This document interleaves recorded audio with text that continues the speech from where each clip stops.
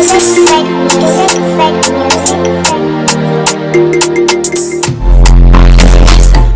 you talk about storytelling, what comes to your mind?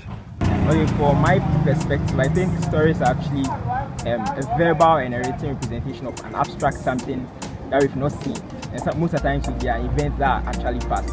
It gives us a sense of moral content, and it also helps us to learn so many things apart from what we actually learn in our daily life. I believe stories are a way of making impact or actually influencing the minds and opinions of others. Because underneath the plot, the characters, the setting, the nice event that happens is the message that the storyteller wants to convey. And by building a whole world, by actually putting it in a story form, he is able to get the reader or the listener to see things from his perspective, such that the reader is able to decode the message behind the story for himself. Storytelling is all about you talking about past events, how things occurred in your life or occurred in people's lives, how it has similar to do with other people's life and how it has to do with your life. Storytelling is the use of the word of mouth to tell others real life events. Anytime I think of storytelling, I think of the character Anas. Storytelling, as translated to true, is Anansi, and these stories are tales from Anansi. Anansi is a character that can be you and a people. So to me, storytelling are tales from you and I. And these tales are told for others to know the life experiences of people and also to learn valuable lessons. Thank you. It's a way of connecting with other people. When you hear people share their stories, when you randomly hear people talking about stories, regardless of where it is, whether it is for entertainment or business, for whatever purpose it is, it's a way you are better able to connect with people. You are able to get people's attention through stories. I personally, I think stories help us understand the perspective, the worldview of people, the worldview of any person, the things that are important to them, and the things that are of less value to them. Storytelling is also a persuasive tool that can be used to influence people's opinions and perspective about a certain group of people, their value, their culture, and even their geography. So we as Africans can leverage on the power of storytelling to change the narrative that the Western world have about us. Africa, gone is tomorrow. Today is here. Achievement to be accomplished. Nothing to fear. You're twice as tall, and it's not too late to take up your rightful position in the world of years. Good evening, ladies and gentle storytellers. You're welcome to today's webinar titled The Art of Storytelling. My name is B.ISA. Everybody has a different name for me: a storyteller, a founder, a circular economy enthusiast. However, deep down, I am a storyteller. I'd like to especially welcome you to today's event, all our speakers, all our hosts, and esteemed participants from wherever you are joining us from. I know the time is very different at your end. Tonight on this call, expect nothing than the best. We are entreating all of you to get your notepads and get ready, because we have great speakers within our midst. Myself, I am one of them. And we do also enlighten all of you on the arts when it comes to storytelling. On some basic rule pointers for today, house rules, would like you to mute yourself when you are not talking. Secondly, would like you to turn off your camera if you are uncomfortable and maybe want to conserve your bundle. Also, please feel free to ask all your questions, put them in the chat box, and we'll do well to respond to all of them or most of them. Lastly, we encourage you to feel free and enjoy the webinar as we go on. Please make the most out of this session. Now, to the question of the day that we want everyone to answer. It's on the screen and it says, if you are given the platform to tell a story, what would the title of the story be? I'll take the question again. If you are given the platform to tell a story, what would the title of the story be? Please log on to www.mentimeter.com. Put in the code 54617397. We want to see your responses. We want them flowing in. Please, if you are given the platform to tell the story, what will be the title of the story? We'll go back to that and let everyone see the title of each and every one of our stories. Now to proceed, I would like to call on my colleague, Frank Kumsin, in the person of the program's coordinator for Be Inspired with Stories from Africa, to tell us the purpose of gathering. Frank, please, over to you. Thank you, Betty. It's a pleasure. What if I told you that storytelling is a business? Maya Angelou once said, and I quote and unquote, "There is no greater agony than bearing an untold story." Hence, we are here tonight purposely to learn more about how to effectively tell environmental and social stories that are geared towards community development. This event, organized by B.ISA, supported by Greenzine, we anticipate that after today's webinar, we should be able to achieve the following. 1, to promote the craft of storytelling. 2, to raise awareness of recent and ongoing environmental and social impact stories. 3, to link audiences and narratives from the global north and the global south. And 4, to reinvigorate storytelling in youth culture and the environment worldwide. I believe once we become better storytellers, people, our country, our continent, and the whole world will be inspired. But until then, we have to learn the skill and the art of sharing these stories to make impact and to change the narratives locally and internationally. Thank you. Betty, over to you. Thank you very much. Making impact locally and internationally. Becoming better storytellers. Wow, thank you so much for that opening speech. Now, moving on, it is said that every successful event is possible because it has a good host. I would like to take this opportunity to hand the program over to a very important person in our midst. She's a gender and development student, a youth climate activist, and feminist. She's the founder of Youth Initiative for Climate Action, Sierra Leone. She mobilizes young people to take climate-smart initiatives and also involve them in activities that help preserve the environment. Esther Jeli Camara, the mantle has been handed over to you. The audience, your host, your audience, please take over. Thank you so much, Betty. Thank you very much. Thank you for this exciting introduction. I'm looking forward to being that host that will inspire a successful webinar.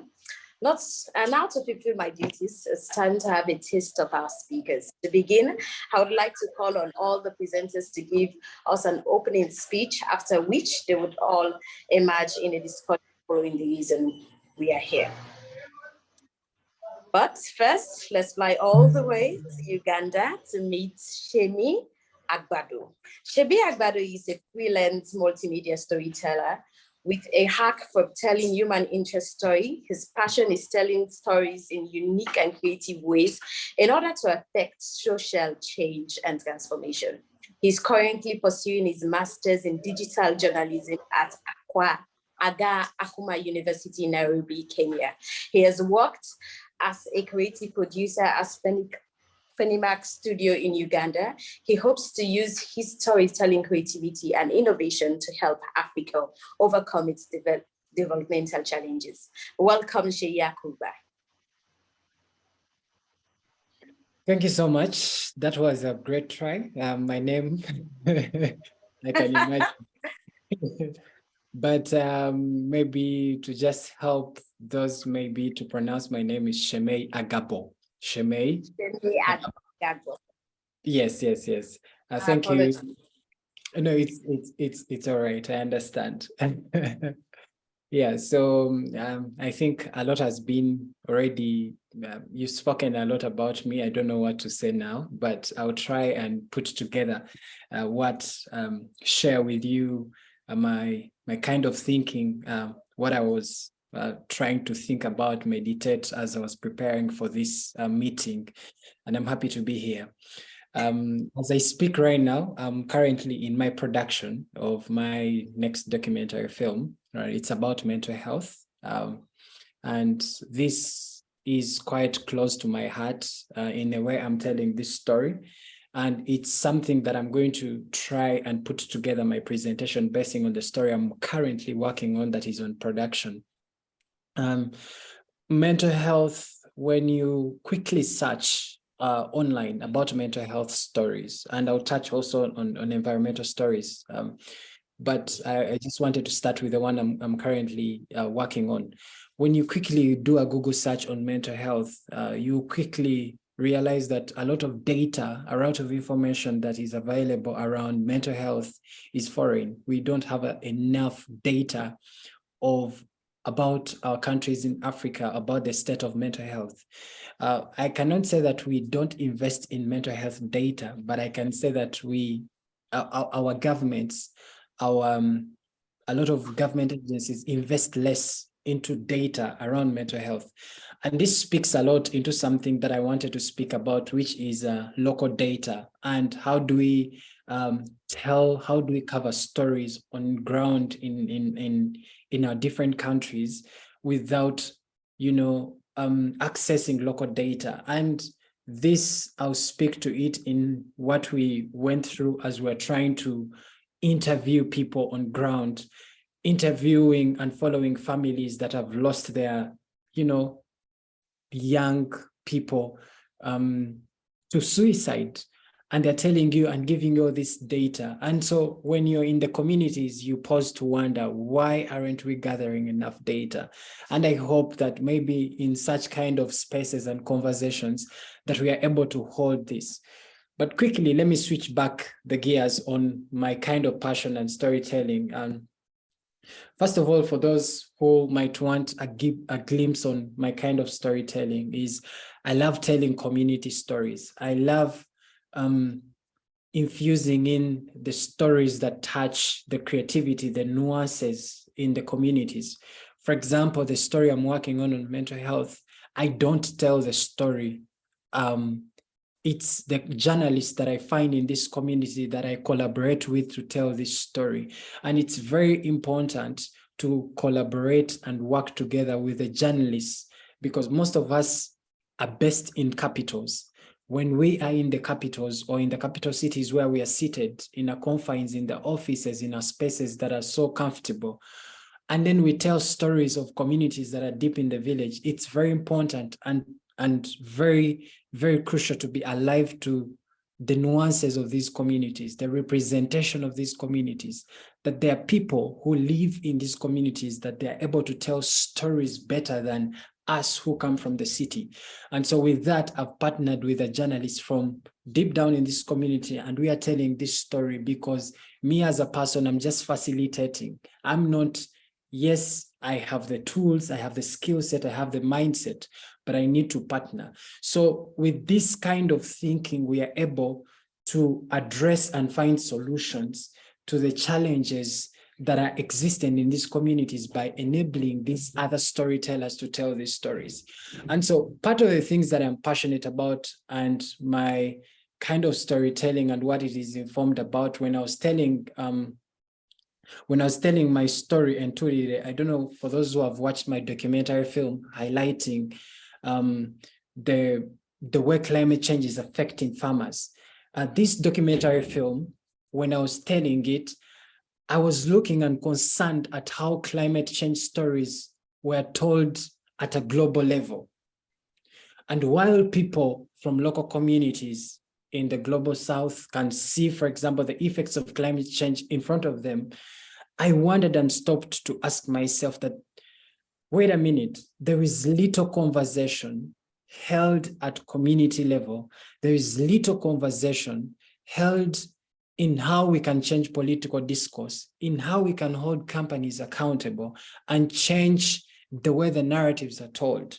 And therefore I said, you know what, I'm not going to tell the climate change story of this community the way other stories about climate change have been told. So I went down into the community. I partnered with the journalists who were there, and we told this story called Enturire, which captures and highlights on how, sorghum farmers in a certain part of Uganda were being affected by the changes in climate.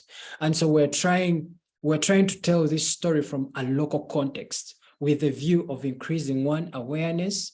We wanted to increase the debate and participation, both at local level, at legislative, and everywhere. And we were happy that when we were premiering this documentary, we had on a panel a section of people. We had people from different walks of life, from the government, at legislative level, at executive level, at local administrative level, and journalists were also part of this conversation that we're trying to say, you know what? While we are telling these climate change stories, it has to be relatable. It has to be in the context of the communities where these stories are told. We wanted to take away the conversation away from the farmers. They don't understand the 1 degree Celsius. They don't have an idea of that. For them, they're seeing their crops are not yielding, and no one is representing them with these stories.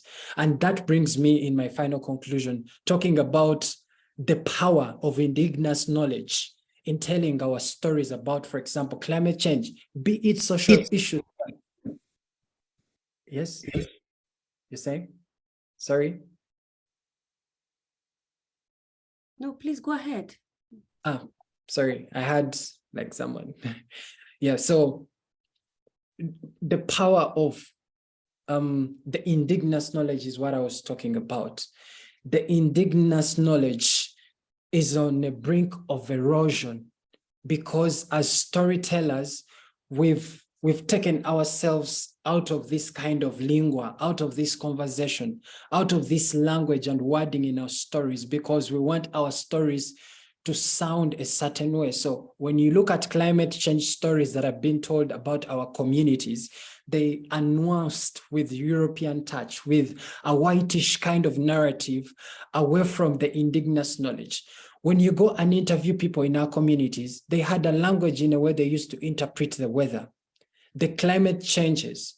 The locals were using the tradition to respond to climate change and participate in protecting the environment. Where are all these stories that were passed on in myths, in legends, in folk songs and tales, and they were passed on to generations? What happened to those generations that held this kind of narrative? It's because we've neglected this kind of knowledge, the indigenous knowledge. We've neglected this kind of tradition that used to help in mitigating some of these things. And we've neglected the kind of participation from the locals because we've not put into context the kind of wording that was used.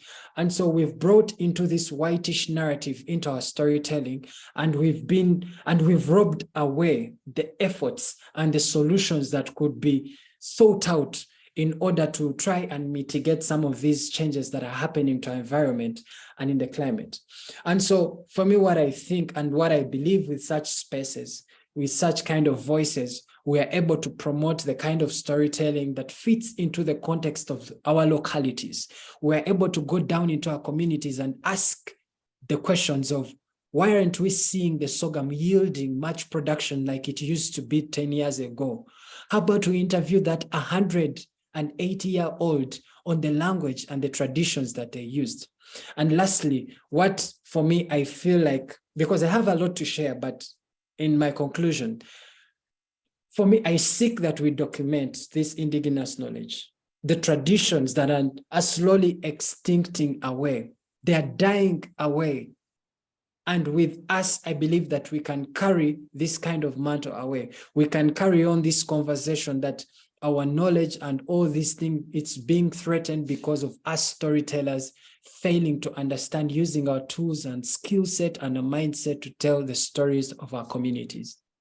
Thank you so much. Over to you. Thank you so much, Shemi. I hope I pronounced your name properly this time. I hope. Don't forget, our listeners and our participants, that we have a question for today's event. If you are given the platform to tell a story, what would the title of your story be? We want to know. We want to know the title of your story. Each and every one of us do have a story to tell. And please don't forget to be part of the conversation by telling us the title of your story.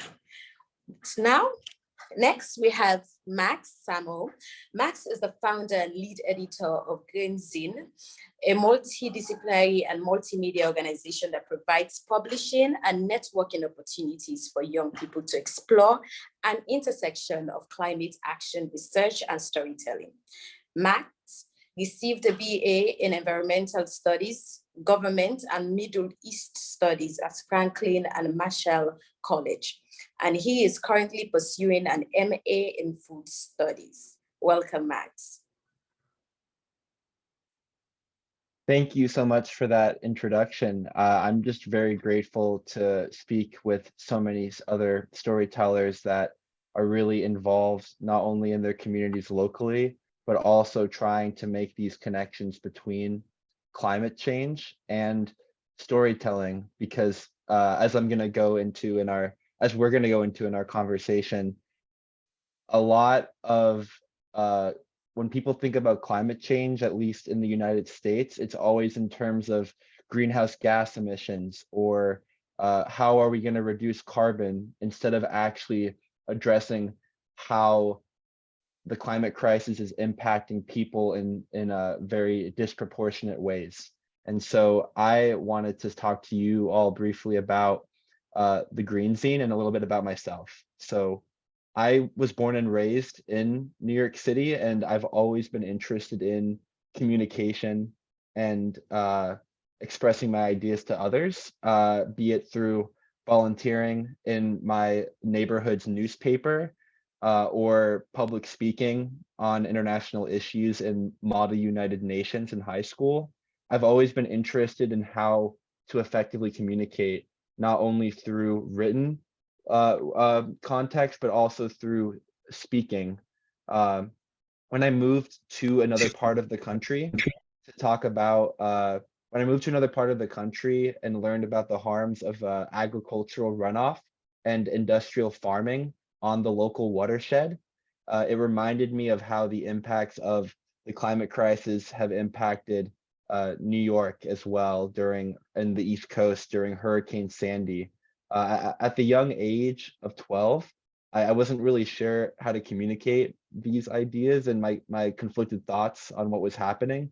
But by the time I was 20, I had a better grip on how and why I wanted to express what I wanted to express. And honestly, I felt, and I think many other people felt, voiceless in spite of, because of ongoing ecological, public health, and political crises. And it made people feel terrible that they couldn't express their opinions and their research. And it was during the COVID-19 pandemic that I decided to create a space for young people to get past their feelings of being an imposter and not belonging to affecting the larger narrative around climate action. I wanted people to be able to communicate with me what their ideas and values are, and find a way to then transform these ideas and values into articles that could be shared with their loved ones, with their colleagues, but with the world as well. This was a foundation for the Greenzine. It started as an email newsletter in my college's Environmental Action Alliance, but it grew into a life of its own as more young people from outside of my college were interested in expressing their voices.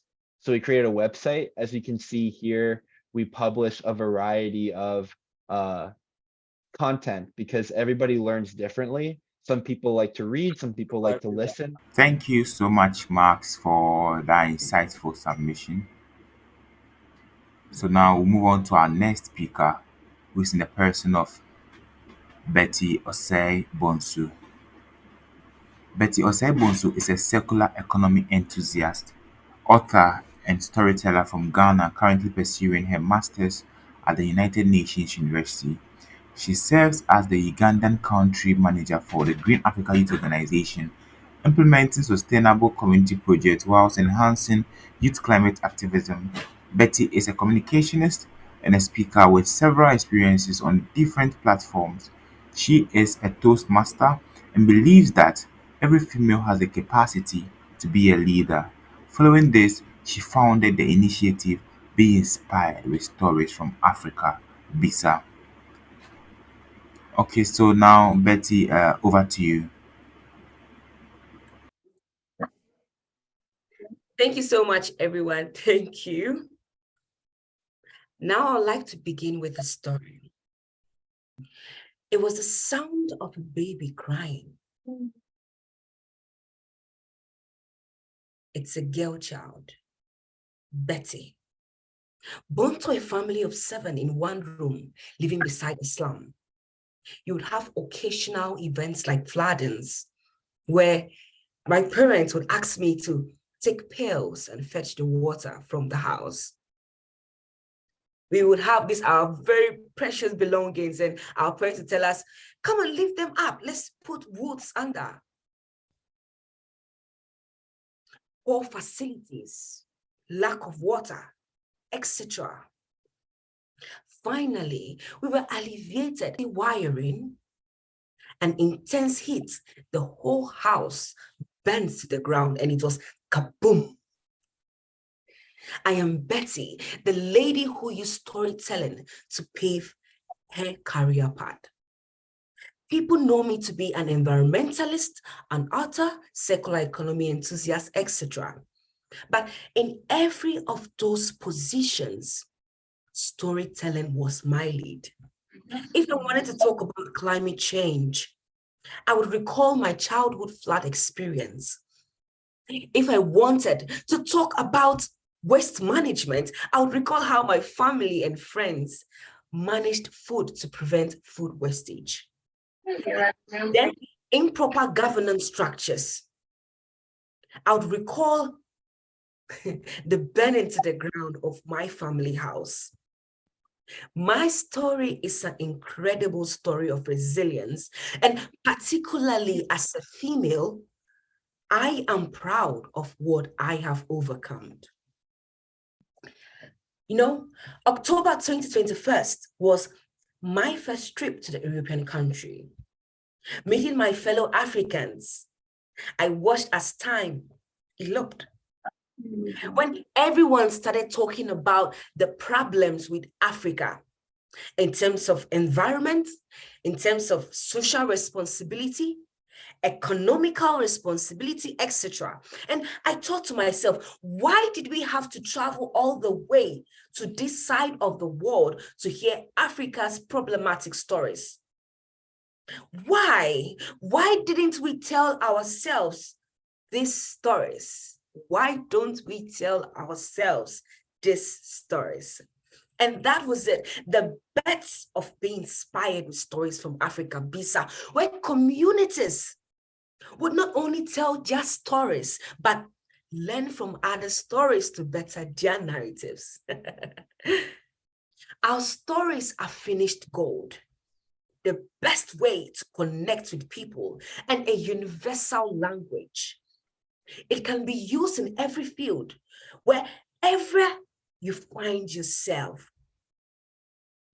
Just put in that element of storytelling, and you see how better your communication would be.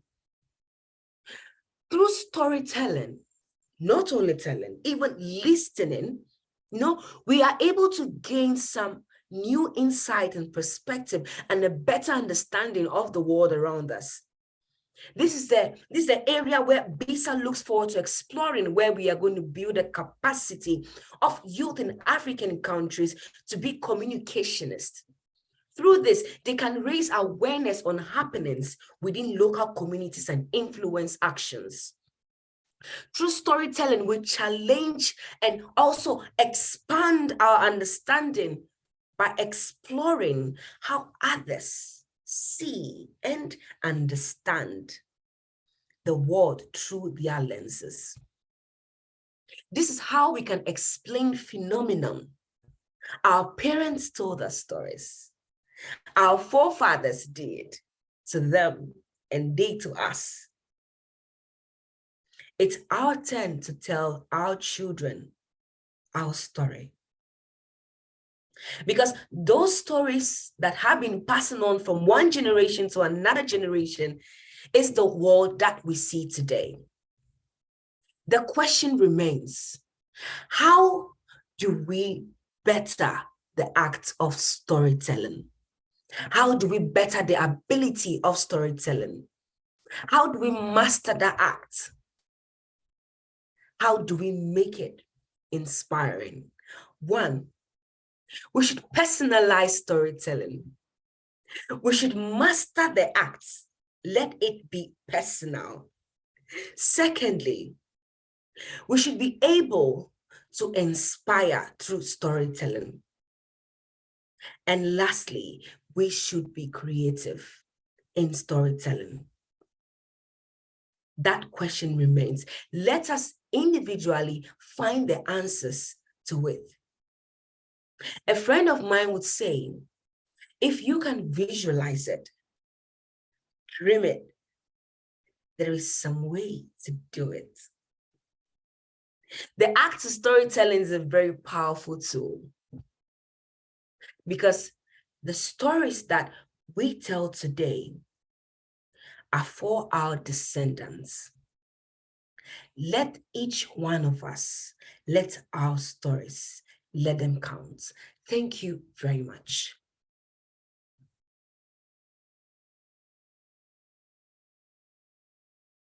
First question is, what is the linkage between storytelling and environmental issues? And it goes to Sheme Agabo. Please kindly enlighten us on this one. Beautiful. Thank you so much.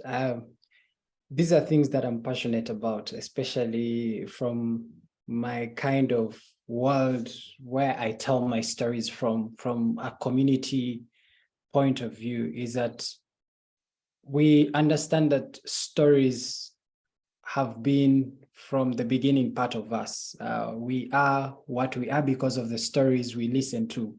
We are who we are because we've been shaped by the stories we've had. And our nurturing has been about storytelling. Children growing up, you know, right now, storytelling has become such a big influence that even kids, if they're going to influence how they think, how they are growing up, they pass on, you know, the kind of material and the reading books they're using. So stories have been part of us and they have been here with us and they shape a lot in how narratives are passed on. But what we need to be alive to, what we need to be really, really, really concerned is who is telling the story. How are we telling these stories and who is consuming these stories? When I try to look into the history and when you try to dig into how stories have been passed, you know that in the recent past, we've seen how the mainstream media, and when I speak about the mainstream media, I mean the radio, the TV, and the newspaper, they were such a huge influence. They played a big role in trying to shape how narratives were told, how stories were told. And over time, we've seen how, as Africa, as a continent, how our stories have been told and how how in the media spaces, especially mainstream media spaces, our stories are being told. We've seen a lot of misrepresentation. We've seen a lot of nuances that have been passed on in the way our stories are being told. And for the past, I don't know, about 10, 20 years ago, we've been trying to fight against this narrative about the African stories. that for an African story to be told, it had to be nuanced with a certain kind of touch. That, you know, a story about a sickly continent, a story about a weak continent, that even we are seeing about climate change stories and social stories that have been nuanced with the same kind of approach, that you can only tell a climate change story if it has a bit of disaster in it, if the flooding is in it. We are not seeing local initiatives. I happen to be working on another documentary story, which is about the pastoral community from a certain part of Uganda. And this part, when I went there to do the story, I found that the locals were trying to find a way. So there was this kind of thing they were doing.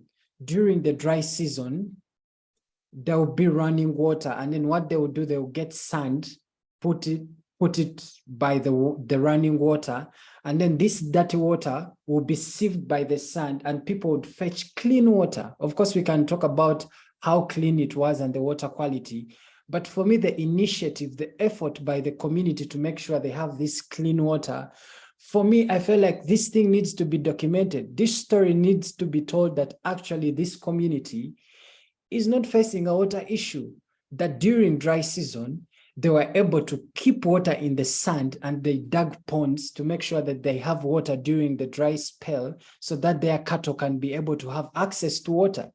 But no one is telling the story of this community. But what we are seeing, these stories from this community, is that it's hit by the dry spell. The cattle from that place is dying because these people are known for pastoralism. So we are seeing that storytelling has a way of shaping. Storytelling can hand over power to a community, but also it can perpetuate a lot of stereotypes around certain communities. That certain communities, if you type Africa into Google, you see certain things about us, and then you're wondering, is this who we are? I don't feel like I'm this, but because of that kind of thing that has been even shaped, that Google understands that Africa is known for this and this and this. If you type in like the 10 things known about Africa, you'll be shocked and amazed by the things that are written about us. So we need to be alive to these stories. We need to tell these stories. We need to really understand that as Africa, as young people, we have hopes. And let me touch on this bit as I try to wind up. When you go to tell a story in a community, any given community, always be alive to this fact that these people, they have aspirations. They have beautiful things about their communities. They have a history. They have a lot of things, their food, their language, their music, their dances, all these speak about them. So when you go in to tell the story of a community, be there at least 3 days, 2 days, engage with the community, eat their food, listen to their music, try to find out that the moment you start telling these stories, then you'll be able to tell and represent this community of who they are, as opposed to telling all the wrongs that they are, but also tell the hopes they have. Talk about pitching a bit of their food, how their food is important. It can be as a 3 seconds or 20 seconds bit of it by showing the kind of food they are growing. And this is what I do with my stories. Yes, I'm addressing the issues in this community, but I'm alive to their beautiful music they have. I'm alive to the beautiful physical features they have. I'm alive to the beauty of the language and the richness in their heritage. And all these, that when someone watches this story, they're able to learn a lot of things about these communities and about these stories. So is the same that we are supposed to do with the climate change stories, with the social issues that we are trying to address in these communities, so that we are able to tell a complete story. Thank you so much. Over to you, Esther. So thank you very much, Shemi, for that insightful for the insightful submission. I took some few points. He said we should how we tell the stories matter. There has been a lot of misrepresentations and all that. We thank you so much. Moving on, our second question is, what is the role of the youth in environmental storytelling? And this goes to Betty. Betty, please, over to you. Okay, thank you very much for that question. Looking at myself, who is a youth, and asking what is the role of youth in environmental storytelling, I can say I am a testimony to that. The role of youth in environmental storytelling is that they are the ones that are the powerhouse. They give the momentum of everything happening within anywhere they find themselves. I love what Shemi was sharing with respect to community activism and community solutions when it comes to providing for themselves, provision of water, etc. Youth ourselves, when we just take our phone and take a camera and we tweet it, share it online, whatever we do to that, it tells a story. The first story that it tells is that you are concerned about it. It doesn't matter whatever it is, but as much as you take your phone and you just share that, it says something, you care about it. And now the next message is, other people, do they care about it? Do you want other people to care about it? That is why we have a lot of things running helter-skelter on social media nowadays, both positive, both negative, those that inspire growth, those that don't inspire growth. We all have that on social media, but now it depends on what we ourselves are consuming. It depends on what we are also putting out. Very, very important. Youth, we play a very important role when it comes to environmental storytelling. Example, take Greta Thunberg. This lady, maybe she didn't tell a story, but she did it in a different way, where she created a global movement, a particular paradigm shift that coming years, people would reference on this particular era where green movement became so massive. Through one particular action, she was able to cause a ripple effect in several countries. People held banner and say, we want a better future. And all that happened was not only did they do that in their local communities, it was communicated to the public. People took their phones, people took their cameras. They shared all those things online. And that was how the momentum was built. So youth, we have the momentum, because don't forget that we are the ones having the future. Our parents, our grandmothers would leave us soon. It's time we are to then explain to our children how we were able to take care of the environment. So right now, we are the instigators. We have to instigate. We have to actively participate. We have to ensure that, lastly, we make the little impact we can in our society. As the saying goes, that little drops of water makes a mighty ocean. At your end, you can take that picture and share. Today, walking along the roadside, I saw this. Just share that story. And I feel we would not only have a role to play, but we would be a massive input in the role playing as environmental stewards. Thank you, Frank. Thank you to Betty. Thank you so much. Thank you so much.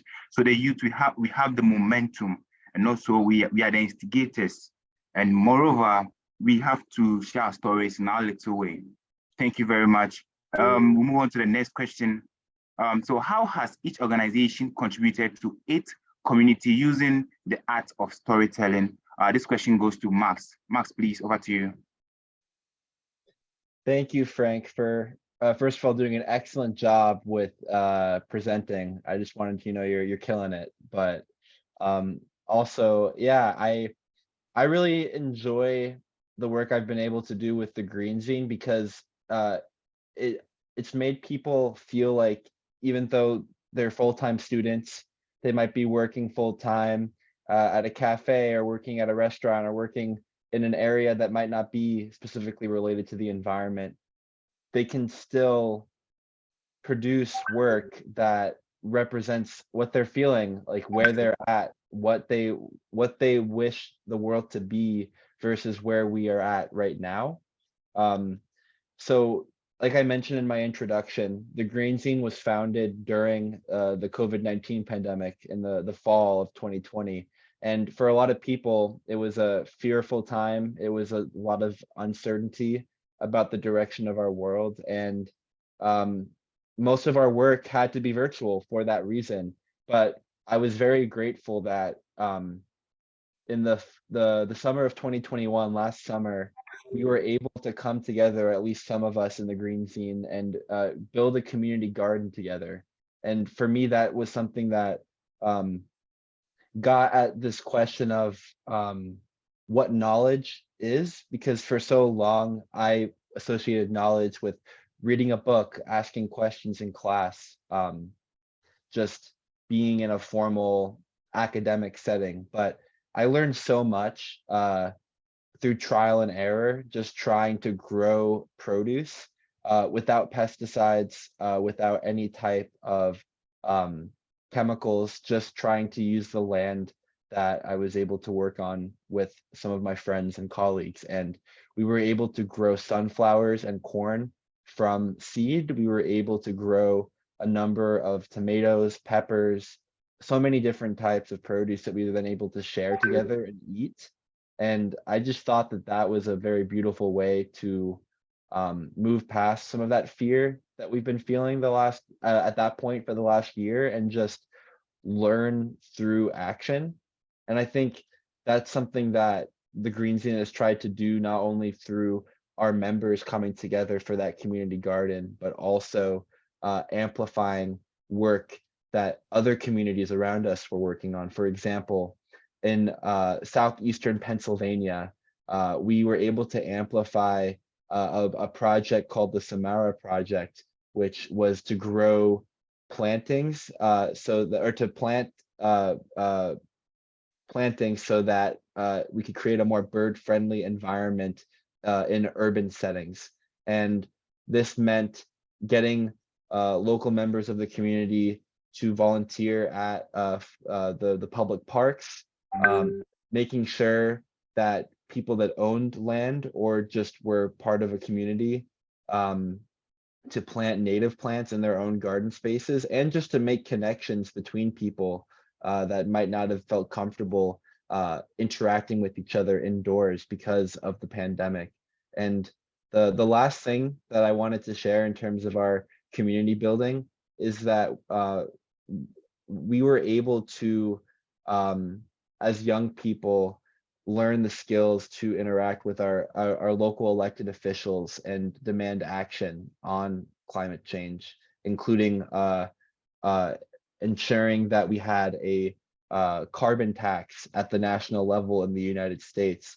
That's something that I was able to work on with other Greenzine members, as well as with another nonprofit in Pennsylvania. And even though that particular congressperson did not endorse that policy, it was very important for me in terms of thinking about, I can learn about climate action, I can learn about environmental issues, but what am I doing with that knowledge? Am I applying it to make a difference, or am I just learning for learning's sake? And I think that that's something that we all have to ask ourselves as storytellers. What are we going to do with our knowledge? Are we going to just share it with our friends and colleagues, or are we going to try to push for change? And I think that it's important to do both, but important at this point to push for change. So yeah, that's some of what I've done and some of what the Greenzine has done. Thank you very much, Max. Thank you. Thank you for that, for answering that question.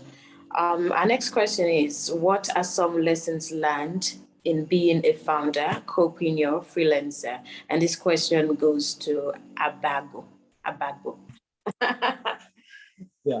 So I should be honest with you that being in this area of freelance, when it's not easy, because if you know storytelling, especially from the part of, Africa, is most of it varies again according to the policies, the kind of politics, the ecosystem within which we tell these stories affects greatly in how we tell these stories, because in this ecosystem, you have the politics, you have the economy, you have all these things that you have to be alive to. But also you have to be alive to the bit of learning, capacity building, which is really a great thing that we've seen like donor, can I say donors or like, I don't know how to term them, like DW Academy. I'm currently pursuing my my master's in digital journalism, but this scholarship is by DW. So you can see in how they are trying to build the capacities of journalists and storytellers in communities to be able to tell stories that are going to build the communities where we come from. So such kind of spaces, they are helping storytellers like us who are into freelance to sort of find a bearing, but also be able to be mentored, but also to be able to learn from other people so that we can be able to tell stories. So in this freelance world, what I've learned, one is being able to niche yourself in your storytelling. For example, if you're going to establish yourself as a community storyteller, it's very important to say, okay, I'm a community storyteller, but what kind of community stories am I going to tell? Am I going to tell environment-based stories? Am I going to tell biodiversity stories? Am I going to tell water stories? Am I going to tell climate change stories? Because these are wider topics, but you need to niche yourself as a storyteller. Are you going to tell social issues? Which formats are you going to use? Are you going to be into multimedia space? Are you going to be into radio space? Are you going to be in TV space? Are you going to be in print? Are you going to be an online storyteller? So there are all other formats that you're looking at that, for me as a freelance, what I've been able to navigate are all these multimedia platforms that I am able to use radio, I'm able to use audio, I can produce podcasts, so I can be able to do like video, I can shoot, I can edit, I am able to write a story and send it out to as many people as I can. And they're able to, call me up in case they have issues to write about, and I write about them.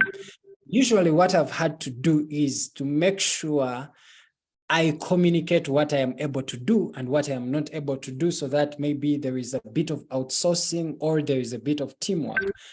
And the other bit that I would love to say is that there is now more than ever, collaboration is the future. Like we cannot work in isolation. Gone are the days when you used to you get an opportunity and you just pursue it. That's not how it works now. I can tell you, I've worked on a lot of projects with my colleagues from the East African region. We've worked on a Lake Victoria story with my colleagues from Kenya, Tanzania, and because Lake Victoria and the River Nile, these are shared water bodies. They are transboundary water sources. So I want to tell a story about how the water level is really shrinking on Lake Victoria, but I don't have access to the Kenyan side. So I have to get in touch with a Kenyan journalist to go and shoot, to go and work on, and then they send the footage. We are able to piece together the story. We're able to jump online and we tell these stories. So the ecosystem is changing, and we need to be alive to the beauty or the advantage that is in collaboration, that we are able to interact, and in the interaction we are able to learn from each other, and then we are able to grow with these platforms and even have a much more bigger impact with our stories. So from my part, I might not be a founder, but from my freelance world where I come from, there is a lot I've been able to learn. But what I would lastly, what I would love to speak about this is that if you're going to venture out in these stories, always ask yourself, why am I telling these stories? Because I have interacted with a lot of storytellers, and you ask them, what is your why behind why you're doing this? And no one can clearly point out. So the budgets can be low, but still they'll tell you, I can't tell that story. Or they'll have too much story, they will have too much with them, but again, they will not tell the what I would call a better story. And by a better story, I mean a story that would come off like it will have a change and an impact and an influence if someone watches it or if it goes out there in the communities. So for me, it's very important that even while we are chasing all these stories, to ask ourselves, why am I telling this story? Am I in the best position to tell this story? Am I the right person to tell this story? If I'm not the right person, who is the right person I can go to? And lastly, I know I had said it's a lesson, but mentorship is very important. It's very important to look out for people who are telling these stories that are communicating to the future of who we want to be. For example, there are journalists that I look up to. There are people in other fields that I look up to. I read their content, I follow their stories, I see how their stories are told, and I'm able to observe and then pick a learning. Thank you so much. Over to you, Esther. What differences exist between the global south and the global north in storytelling and environmental related issues? And this goes to Max. Thank you, Frank. So this is something that I think it's a great question to end our discussion on, because I think it gets at the heart of what Shimei was talking about earlier about decolonizing our knowledge systems and rethinking the way that we want to approach our storytelling. Why are we telling stories? Who is advocating for who? And are there any insidious purposes or ulterior motives at play? Because a lot of the time, at least on the surface, who is telling the story and who has the knowledge is not always representative of the communities that we're trying to advocate for.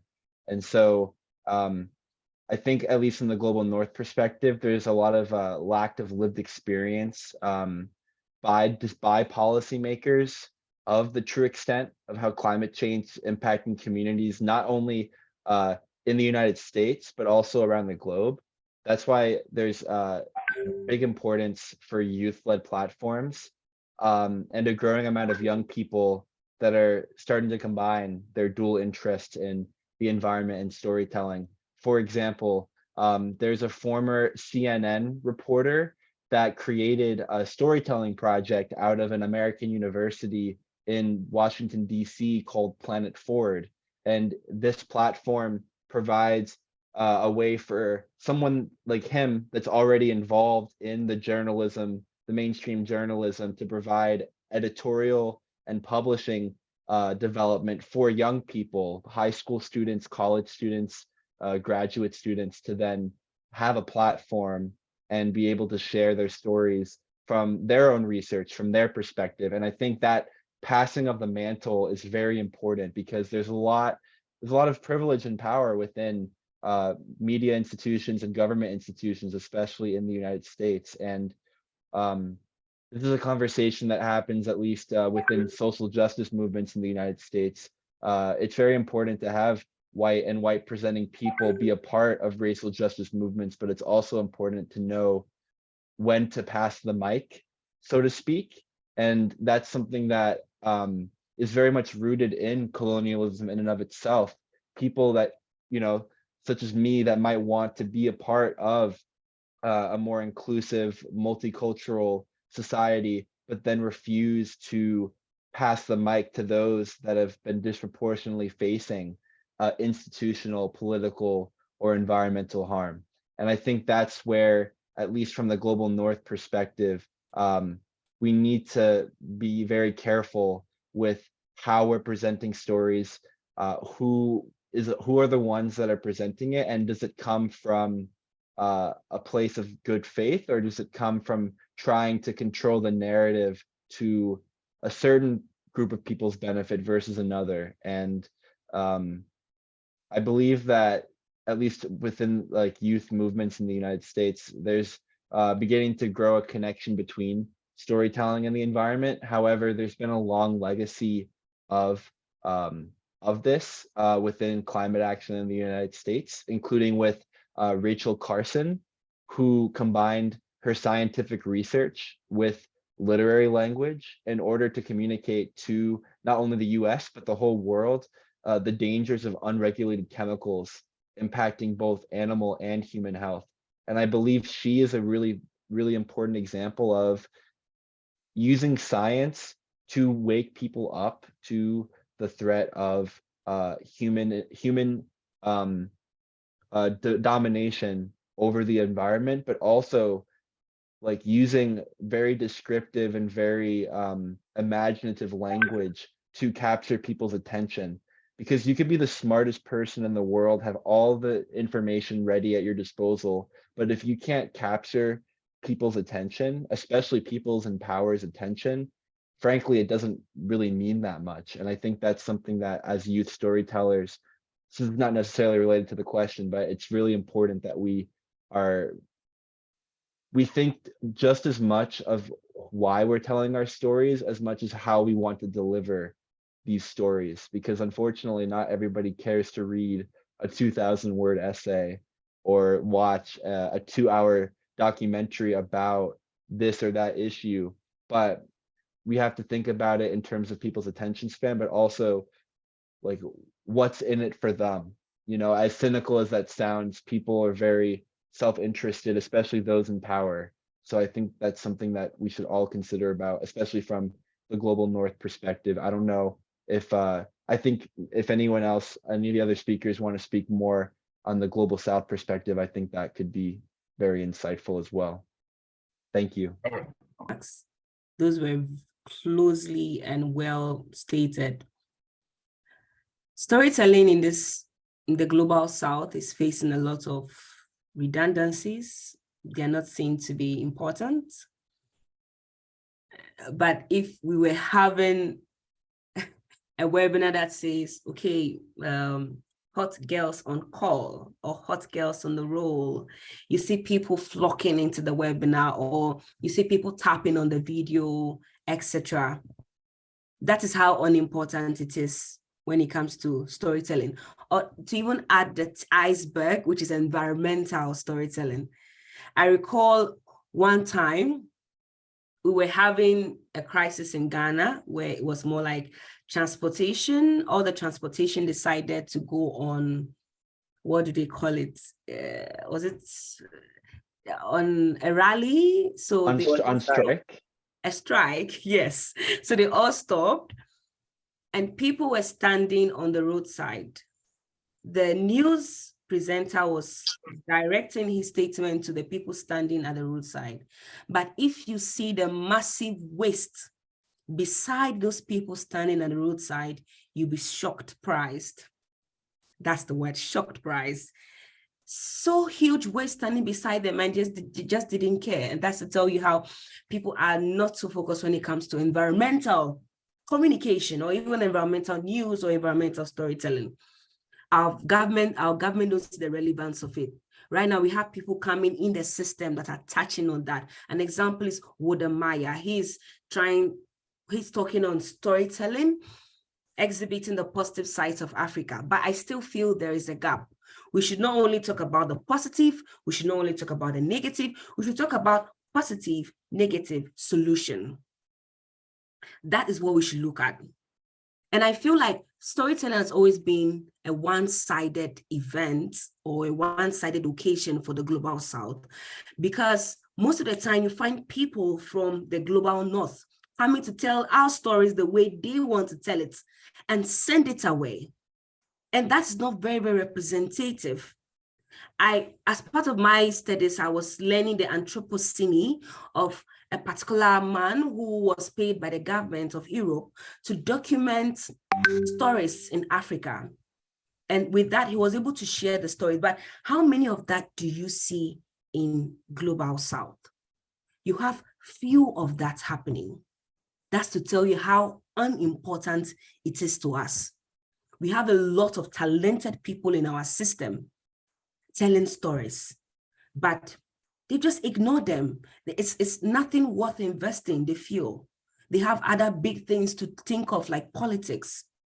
So this is our greatest problem. And I feel if you are able to tackle this area, we should be able to share light on important things within our communities.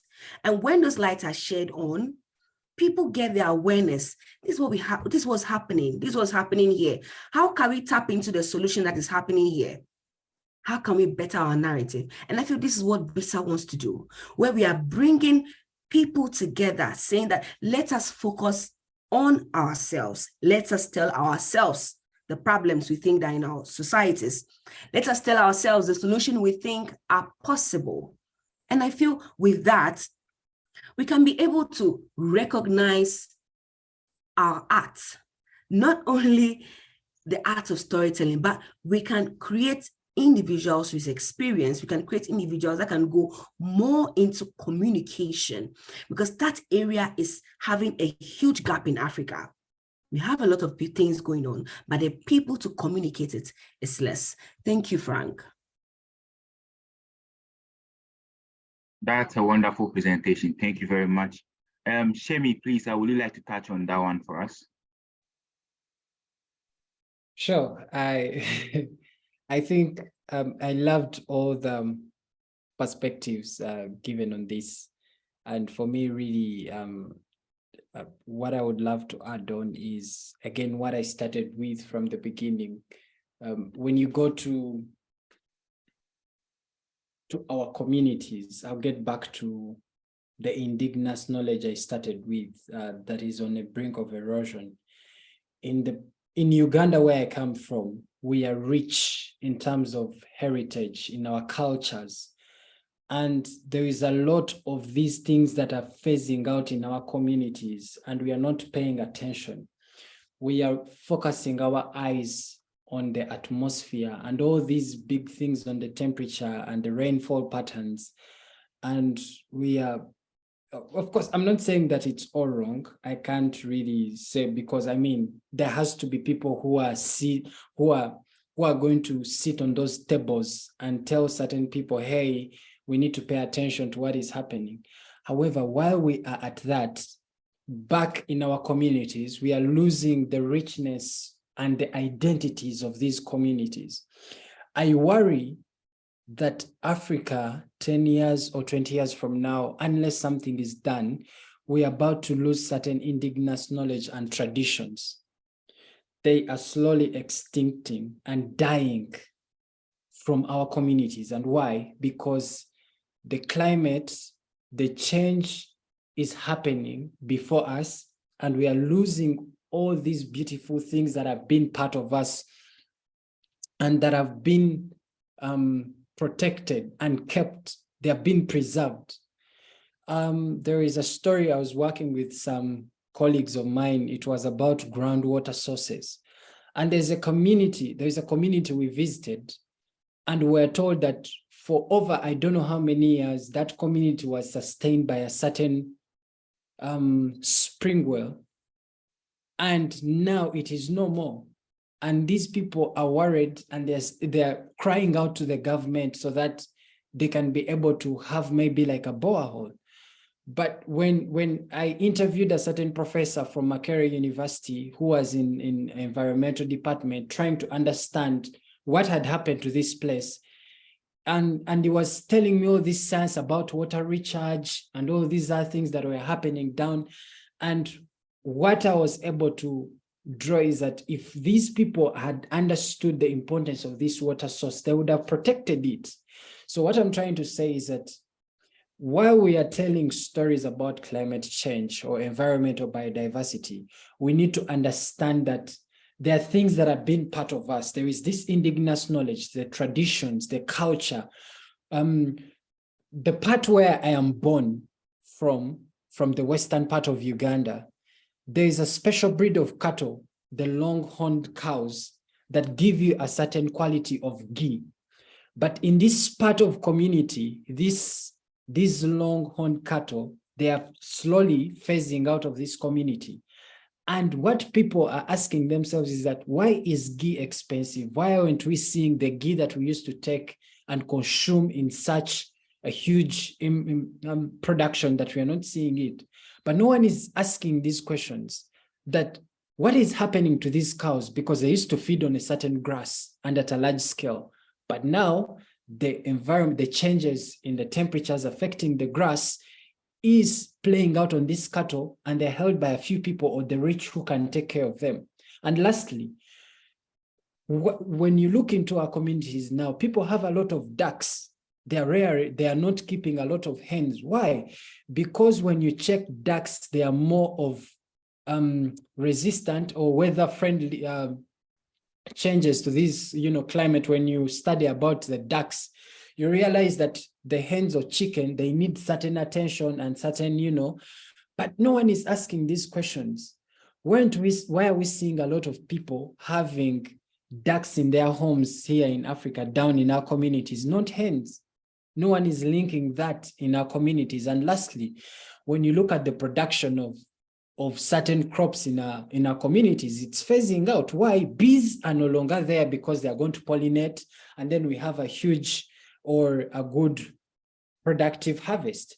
So people, for example, in the western part of Uganda, in a certain district that used to produce a lot of honey, when you go and study the statistics and the data, you see that the amount of honey that is coming from this district has decreased.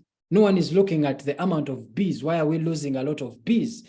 So there are a lot of things we need to observe in our communities, away from what is happening in the green emission and all these things that we're trying to amplify. And we look into our communities and ask ourselves, what was there in this community that we are no longer seeing? What do we need to look? What story can we tell? What are those innovations that are coming up? How can we mitigate? What are the mitigation measures that align with the effect of climate change in our communities? Thank you so much. Thank you so much, Shemi. Thank you so much with that knowledge you shared with us. We have to turn back to the indigenous knowledge and also look at how innovative we can be. Thank you very much. Before I continue, please, we put a question in the chat box that if you are given the platform to tell a story, what would the title of your story be? You can answer that in the chat box for us. Thank you very much.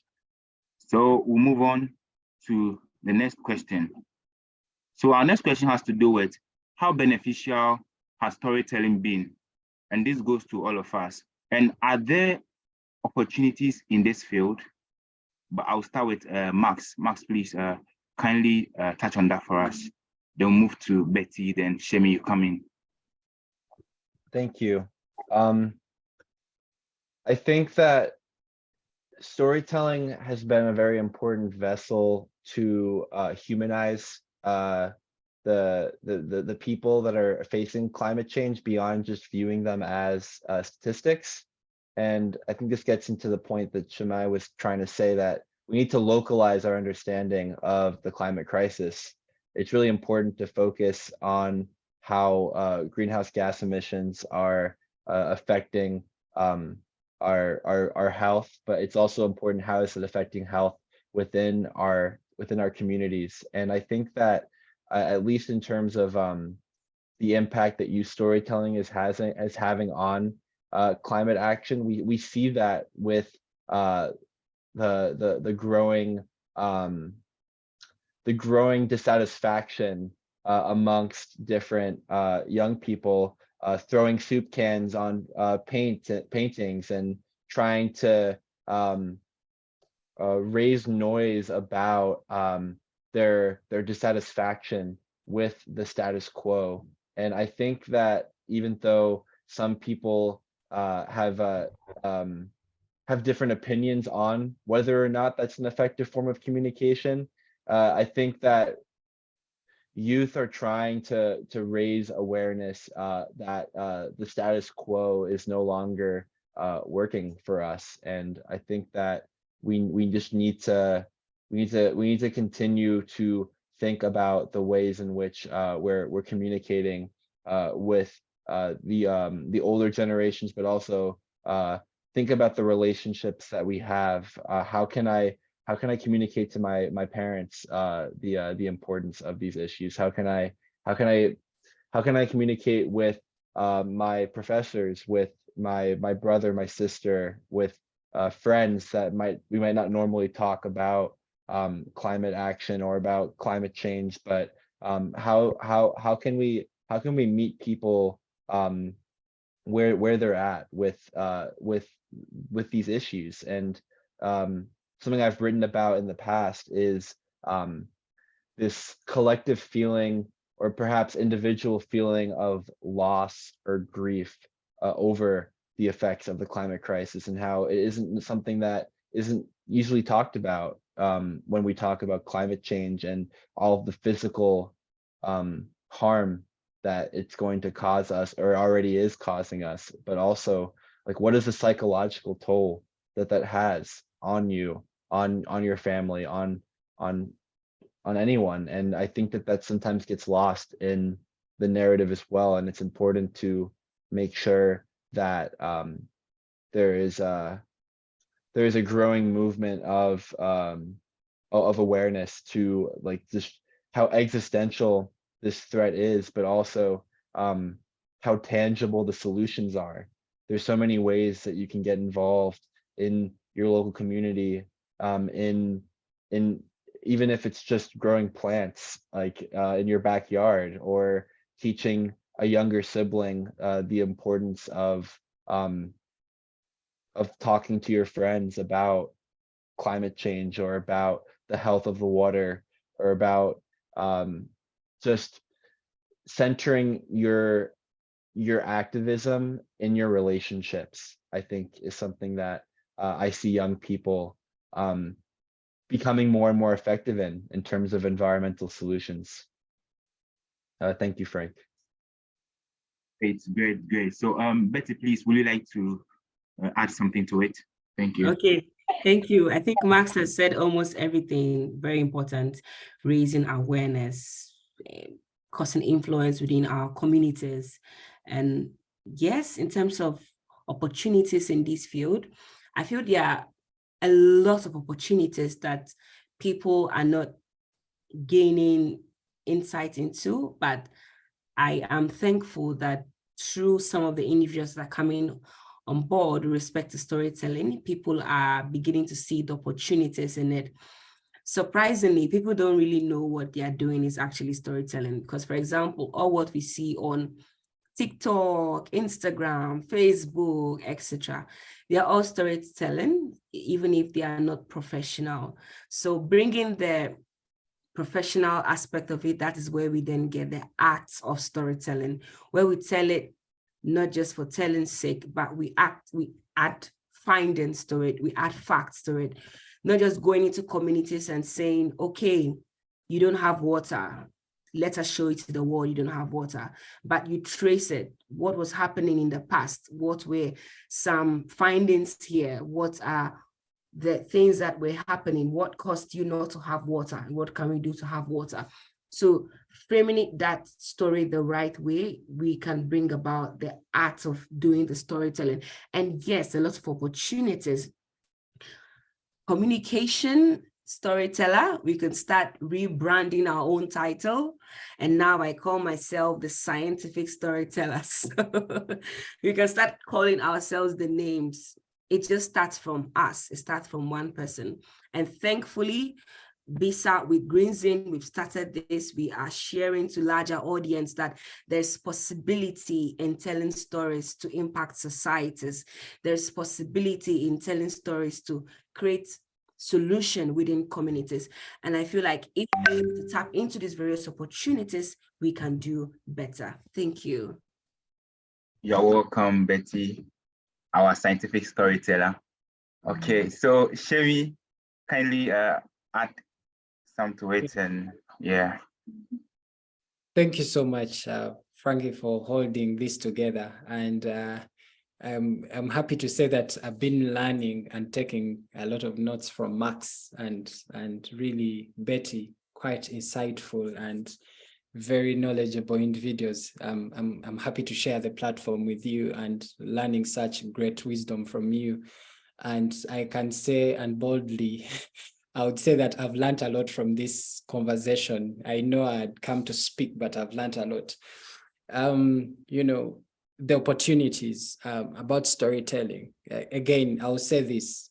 I think Betty mentioned it also, and Max, that it's important to, like, we storytellers, we need to be alive to giving a voice to issues that are happening in our society, in our communities. We are facilitators.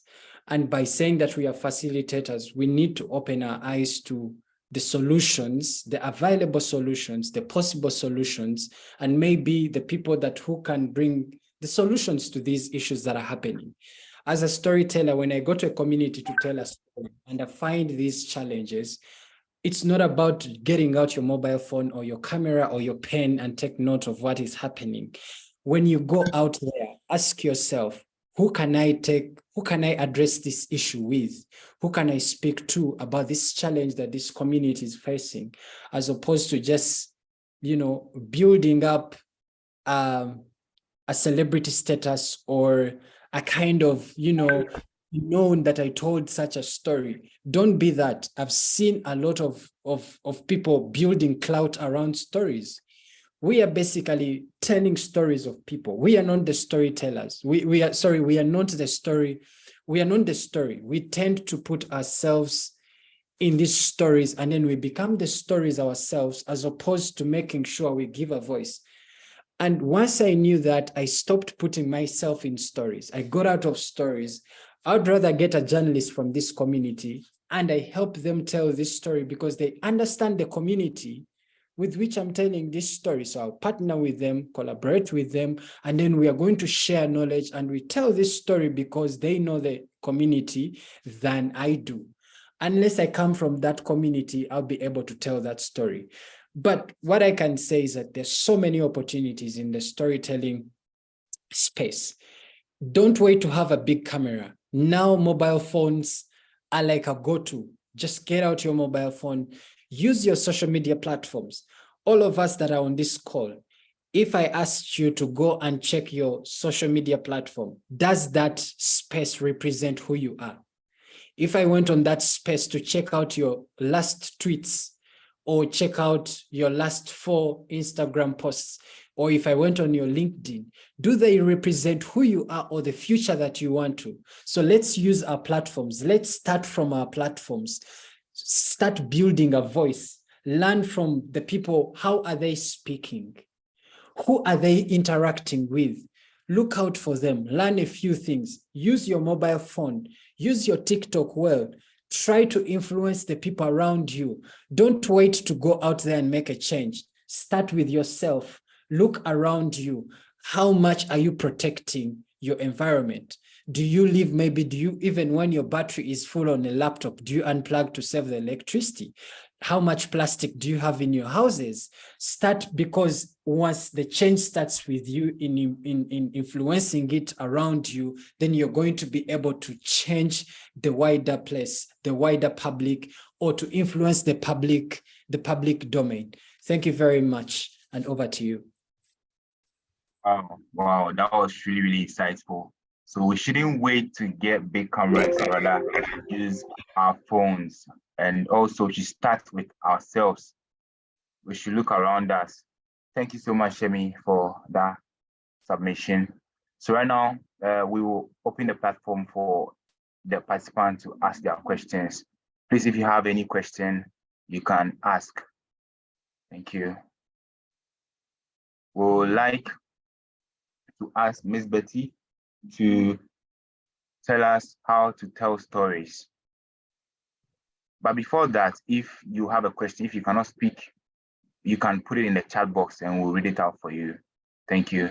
Miss Betty, please kindly take over. Okay, I think it's a very interesting question.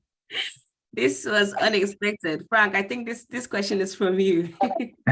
You know. How to tell stories. Wow. Exactly. On the 15th of September, 1992, I walked out of the house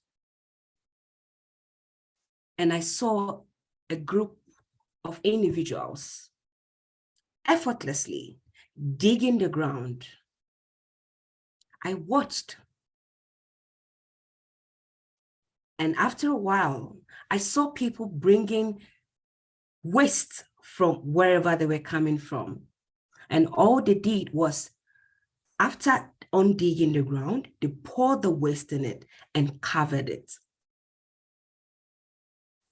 I watched, and in my mind, I was like, okay, the waste is gone. Few days later, I came out of the house and everywhere was littered with waste. What happened? Some animals just went digging, uncovered the waste and spread them across everywhere. That's when I realized that we can never bury waste forever. Waste is in our society, it's part of us. It's better we manage it properly than throwing it away or burying it away, because it's not away, it rather goes to our weight. I just came up with this story and I was conveying one particular message, and that is properly managing our waste without losing that particular fact. But I went back to some era in my life. I fused in my story into that particular story. Although I saw that happen, I just had to think back into a particular time in my life. How do we tell stories? We have to ask ourselves, how would we listen to stories and how do we appreciate stories? Only when we do that can we be better storytellers. I'm not going to tell you a story that you'll be like, oh, this doesn't sound nice, like I expected better. We should be able to master the act of it. It doesn't just come. Nobody is born a storyteller. You build that particular creativity in you. You start somewhere. It's all about communication. Look into the mirror and tell the mirror that story. And if you are able to cry from that story, then you've told the story. Or if you're able to get that particular message you want to deliver, then you've told that story. Secondly, you have to be creative. Nowadays, we have a lot of information spreading like wildfires on the internet. Everybody is doing something. You don't want to do something. You want to be creative about doing something. So what do? You garnish your own. People come online and say, hello, everybody. My name is Betty. Why don't you start and say, hello, hello, hello, everybody. My name is Betty. That is creativity. And lastly, let us learn to inspire. Let us not tell stories that at the end of the day, people would be demotivated. Rather, let's elevate people, that not only would we inspire those people, but those people would inspire others. We should not forget that we are stories ourselves. We are stories. Next generation will tell of this generation and it will be a story, whether it be in a written form or a video form. We are stories. Whatever we heard from the previous generations, we are stories. And we believed it is the world we came to create. Let us walk in that particular fashion. Let us be creative, let us inspire, and let us master the act. Thank you. Frank, I hope I answered your question. Yes, you did. You did. You did. Thank you very much. I think we have a hand up. Deladem, kindly unmute yourself and ask your question. Hi, thank you so much. I have a question for all the panelists, all three of you. My question is, what keeps you motivated? What keeps you going? Because we live in a planet of barely 8 billion people, and just a few people are able to pinpoint problems and tell stories about it. So what makes you wake up in the morning and decide to point out a problem and tell a story about it? I know as an environmentalist, usually you don't get paid for these things. There are no monetary benefits from this. And sometimes you end up using your own money for such projects. And it can really be frustrating, trust me. So I want to know, like personally, each of you, what really keeps you going and what motivates you? Thank you. You're welcome. Okay, so who's going to start? Okay, I'll start with Shemi. Shemi, he wants to know what motivates you to tell stories. That's very, very interesting. Thinking about it, of course, the why is very important. I keep going back to that. Like, why do you want to tell stories? It's very important to ask yourself, what kind of story would you want to wake up and tell? For example, for me, I'm passionate about community. I'm passionate about social issues. Now that only will push me to tell a story. For example, the story that I'm telling about mental health, I got a grant of $700. That's not enough for my story. But when I got it, I went and got more money and topped up to tell this story so that I can be able to, the story can be able to have life out there once it's consumed. So for me, it goes beyond that. But again, I want to touch on something that is really eating up, especially in this generation right now, because there is a lot of information overload.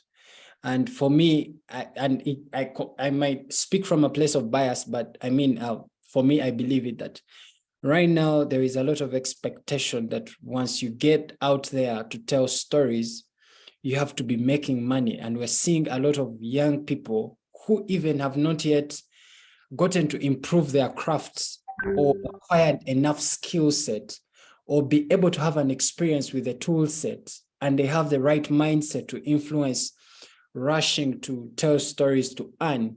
And so with that, it has pushed them into the gig economy. And there is a language of having multiple sources of income. And so they're not concentrating to perfect and hone their craft. So what if there could be someone at that place, or they want to keep motivated? I'll tell you, one, find a person who will like mentor you, then stick to your guns, grow in it in the process of telling stories, because while you're in the process of growing in telling your story, you're going to perfect, you're going to become an authority in that area. Don't be taken by the whims. Don't be, blown up here, left, right, trying to hope on everything. Just enjoy the process of telling the stories, grow in that space. Because as you grow, you're going to be challenged. Pay attention to the people you find yourself in. It's not a mistake that you're in this call. No. This call might be an opening for you to tell a better story. So pay attention to the spaces you find yourself in, the people you're going to interact with, grow in your craft, and then you'll be able to keep soaring and soaring. Of course, there'll be moments when you're tested, but I mean, those are the best times for you to even grow. So I don't know if I answer, but for me, I feel like that will keep you motivated. Nothing much, but that will do sure. My colleagues, I know they have quite an experience. Max. Well, yeah. Oh, sorry. All right, go ahead, Max. Go ahead. I honestly don't have much to add because I personally can relate to the frustration of maybe frustration isn't the best word, but it can be demoralizing when you have to put this amount of time and effort into something and there isn't either that acknowledgement or that financial support for it. And at least for most of my environmental writing career so far, it has been just me putting my writing out there on random platforms that I like my values aligned with, and just one opportunity led to another opportunity, one conversation led to another conversation. And the best thing I could say is just don't take any of your interactions in this environment for granted, because you never know where it'll lead to. For example, Betty and I met last fall on a different panel that we were both speakers on, and look at us a year later, we organized our own panel, our own webinar to talk about a topic that we were specifically interested in. And so I think that it's just, you can't take anything for granted in this space, especially like you got to make sure like to find your own people, and that there's other people out there regardless of the geographical location you're in that might be interested in what you're interested in. And I think that's something that definitely came out of having to transition into a virtual work environment, is that the world, there's no limit. You can reach out to anyone around the world, and if you can try to make things work, the sky's the limit. You can write and do whatever you want to do. And it's just a matter of being realistic and staying focused too, making sure you don't spread yourself too thin, which I'm sure all my other colleagues on this panel can relate to. Finding one project and then, oh, I kind of want to write about that one too, but oh, I'm also had a conversation with that person, so I want to do that. It's very easy once you found that interest to then spread yourself thin. So just make sure to set goals for yourself, and then if you don't meet those goals all the time, that's okay. It doesn't mean that you failed. It just means that maybe you have to rebalance things for next time. So just make sure to be kind to yourself too during this process. All right, thank you so much, Max. More to learn over there. Wow. So we'll move on. I think we have some questions in the chat box. Okay, so Insurable Wisdom is asking, what's the best platform to tell your stories, and who should be the target of these stories? Please, if any of you can touch on it shortly for us, we'd be grateful. So okay, let me just go for this one. Wow, what a question. Which platform is the best platform to tell your stories? I'm not going to lie to you. We are still finding that answer to that. We are still finding the answer to that question.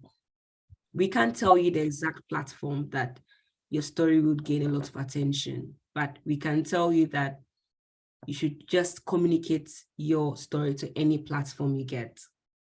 It starts one day, and before you know, it becomes a trend. Nobody started something one day and the next day the person had the trend, or that same day. Just try and use every means you have. Try and manipulate every platform you can lay your hands on. And hopefully you get to tell us the best platform we can use, because for now, myself and my team, we are still finding that platform. So that's what I have to say. Thank you. thank you for that one. Thank you very much.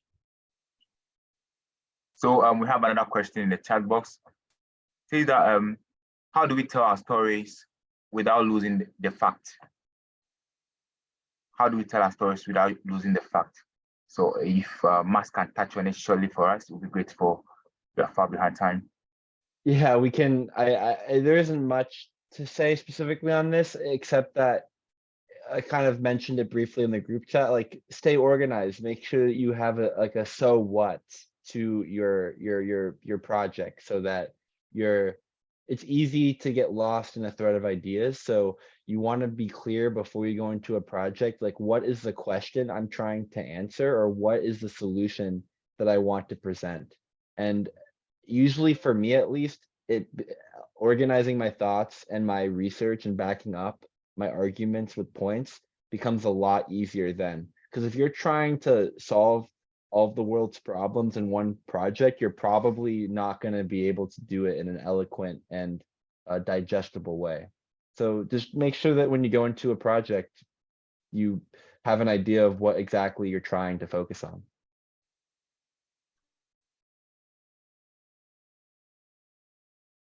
All right. Thank you very much. Thank you very much, Max.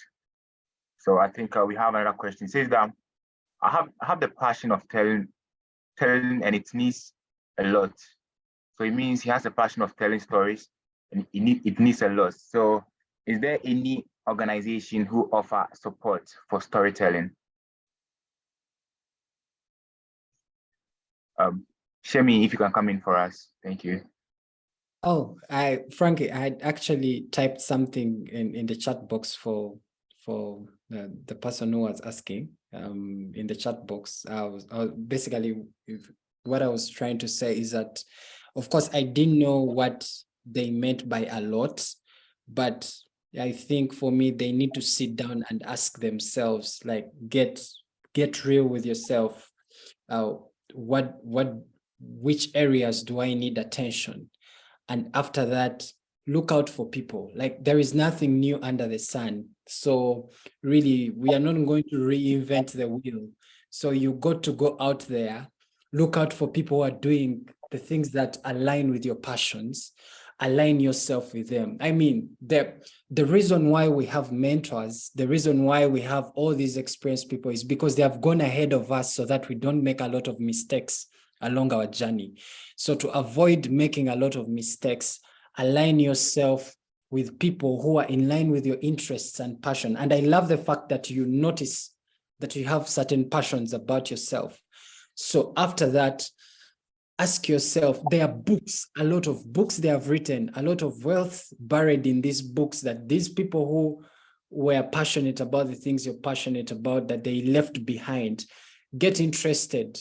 There are a lot of books about social justice. There are a lot of books about justice. There are a lot of books about, community development, journalism, storytelling, a lot of books, a lot of writers, a lot of authors, a lot of content available on YouTube. It's a whole community. It's a whole university of learning on YouTube. Just type out any question, align yourself. Don't be quick to look out for the organization. Actually, for me, I tell people that if you want to attract an organization, become it first. Then they will notice, or when you show up, they will already notice that you're part of them. But if you quickly run into looking for an organization, you might miss out the real thing. At least have a mindset of saying, you know what, before I step out to this organization, can I learn a few things? Or what am I going to offer this organization that then in turn I'm able to learn from this organization? But firstly, understand that I'm happy you know what you're passionate about, but then ask yourself, who are the people who are passionate about the things I'm passionate about? What am I able to learn from them? And then that will be the start for you. I hope that helps. Thank you so much for your submissions and also for answering these questions for us. My name is Galadam Shine, and welcome to Be Inspired by Stories from Africa. I know you've heard so many environmental stories, mostly about mining, about pollution, about climate change, and so on and so forth. But do you know about the gods of our generation? Yes, gods of our generation. Have a listen. When you send them away, they come back for you. And when you use them, they come back to poison you. They never die. Who exactly are these modern day gods? Plastic. Exactly.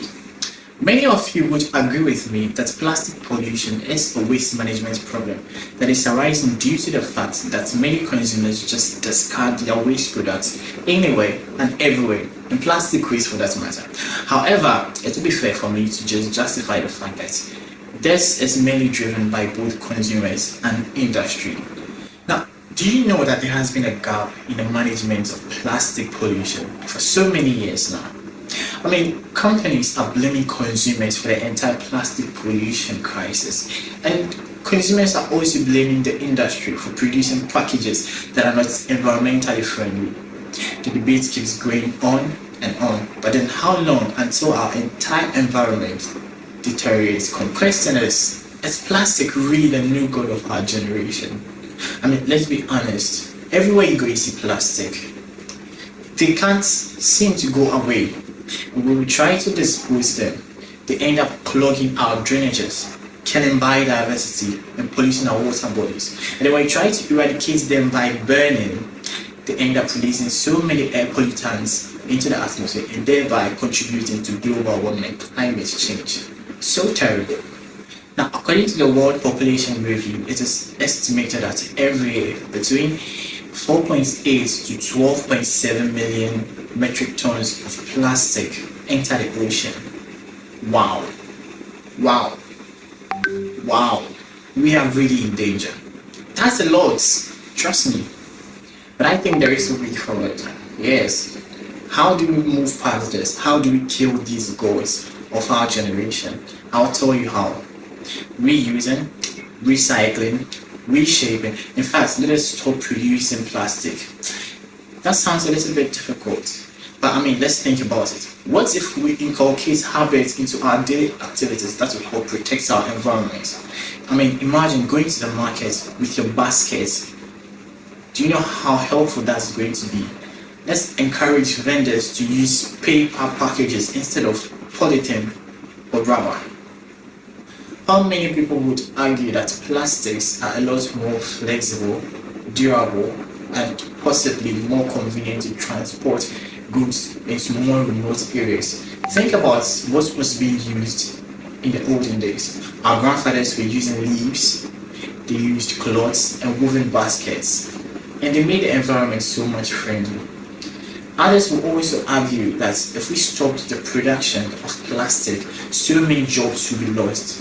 But then think about our biodiversity also. We are losing them. We are losing our planet. Studies have also shown that paper shopping bags carry a larger carbon footprint than that of the plastic shopping bags because they are less likely to be reused. But then the point is that our planet is already at risk. Our environment is deteriorating, and every single one of us would have to contribute into making it into a better place for all of us to live. Why don't we all contribute our little tokens and our little efforts to help make the environment a better place? We destroyed it, now let us rebuild it. Because these gods of our generation, if not taken care of, would destroy every single one of us, including you.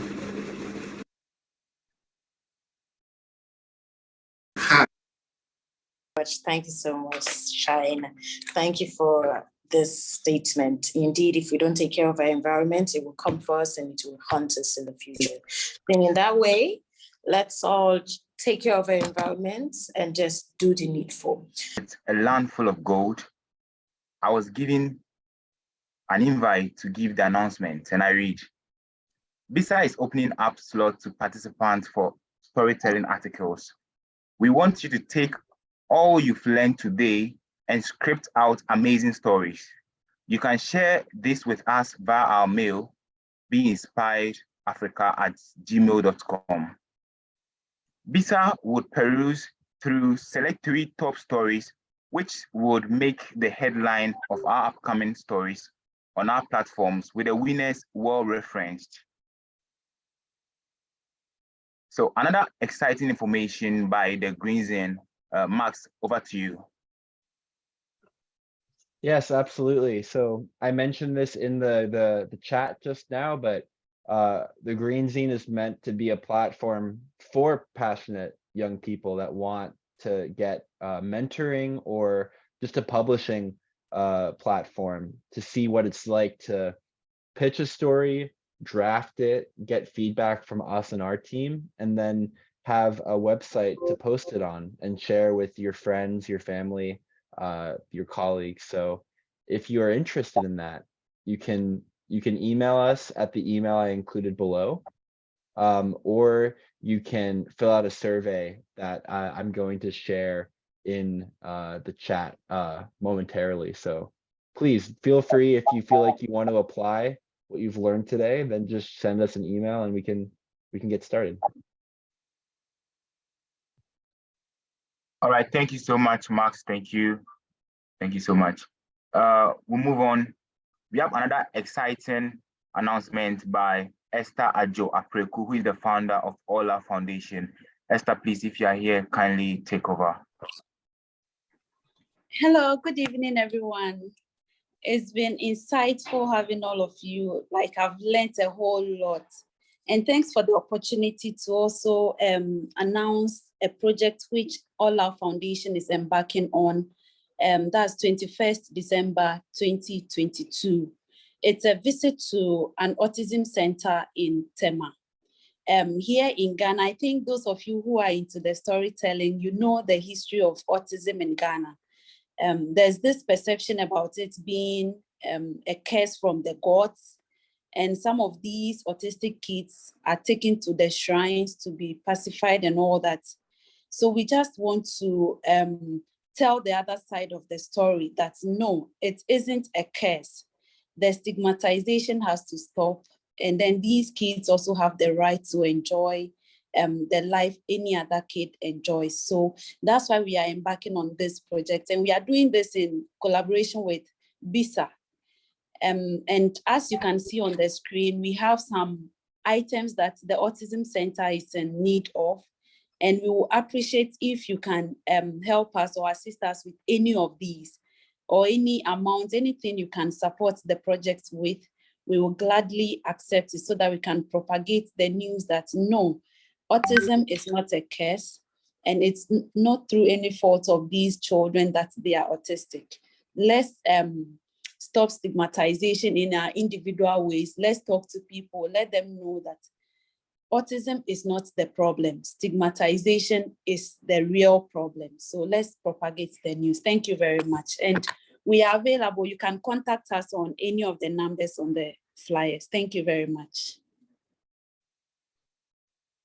Thank you to Esther. Thank you. So please, if you are here, kindly take over.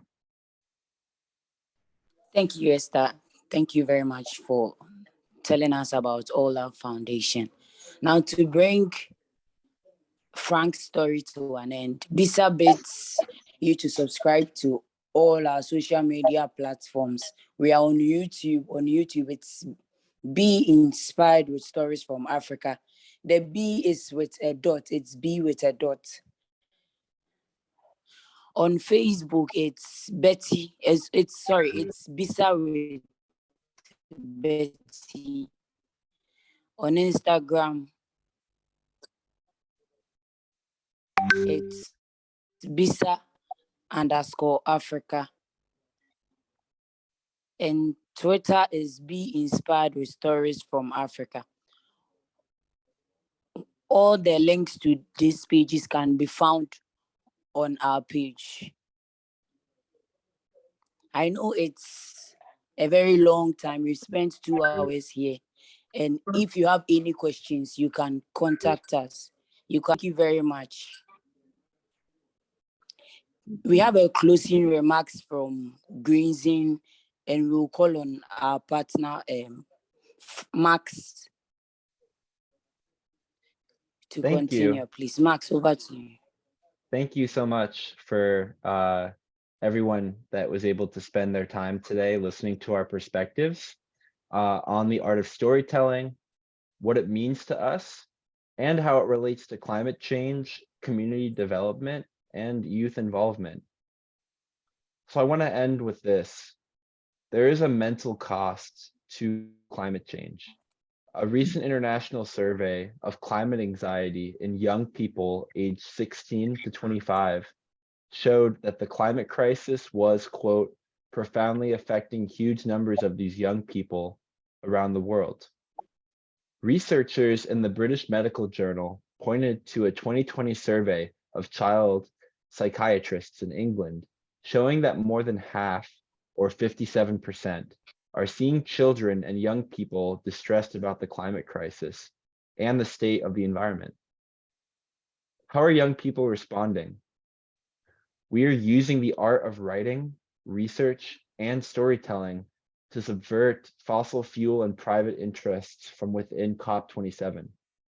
The Climate Action Network, one of the biggest youth climate networks in the world, communicated the themes of loss and damage by writing white papers on technical aspects of the talks, offering sample text for consideration, and publishing a daily newsletter geared towards negotiators called the ECO.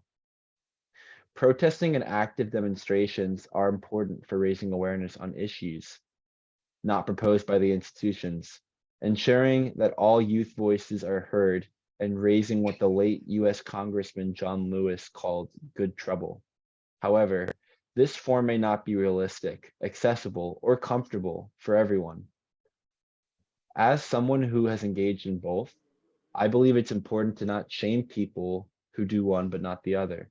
As young people navigate this era of problem solving, and heighten anxiety, we will get nowhere if we point fingers amongst ourselves. Storytelling and writing is a way for youth to share their thoughts and ideas for a just and healthy future. Storytelling and writing does not mean that you need to be experts already established in your field, but diligent, engaged, and open to growing your voice and expand your outlook on the world. Storytelling is climate action. Thank you again for spending some of your weekend with us today, and we hope that you learned valuable insight into the art of storytelling. Thank you very much. Thank you to Max. Thank you very much. So please, I would like for everyone to turn on your cameras. We want to take a picture, take a group photo. So kindly turn on your camera for us.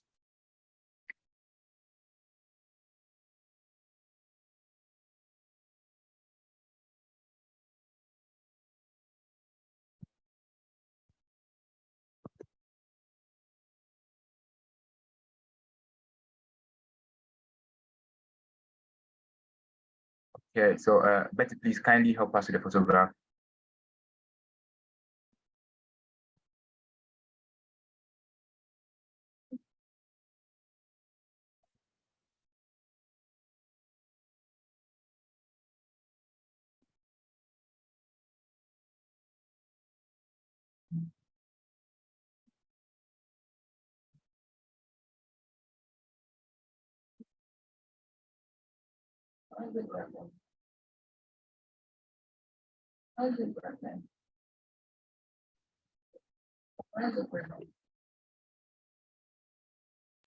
Okay, I thought I was talking on this well. Okay, we're taking the picture now.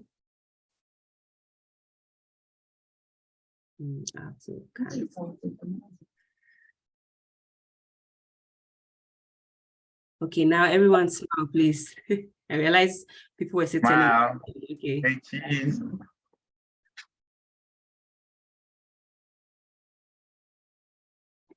Okay, done. Thank you very much. Okay, I'm done. We can move on, please. So I'd like to say a very big thank you to every one of us that has joined today's call. Amongst the ups and downs we had with respect to network in Africa, we saw the webinar to a successful end, and I'm very appreciative of the partners. Greenzine, thank you so much for the work you kept at your end. We are looking forward that we'll be able to share this event we've done today on YouTube, and we get more audience to watch, we promote it, we get more individuals to get the art of storytelling. So on behalf of B.ISA, Be Inspired Stories from Africa, and Greenzine, would like to say thank you to every one of you, and we wish you a good night and the beginning of a new week. Okay, bye. Have a good night, everyone. Thank you for your time today. Thank you too. Tomorrow. Today is here. Achievement to be accomplished. Nothing to fear. You're twice as tall, and it's not too late to take up your rightful position. In the world of years, Africa, get up and hit the wall.